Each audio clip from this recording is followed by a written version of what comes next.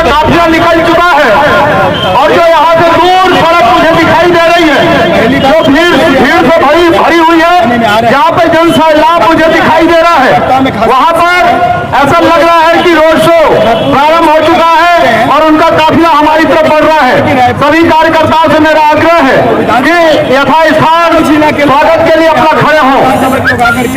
नड्डा जी का स्वागत करने के लिए खड़े हैं। आज आप देख रहे हैं तेलीबांधा से लेकर श्री नरेंद्र यादव जी, श्री श्याम अग्रवाल जी के हिसाब से मंच लगाया, श्री शिबू शुक्ला जी, उत्साहित उनके स्वागत करने के लिए। अजय साहू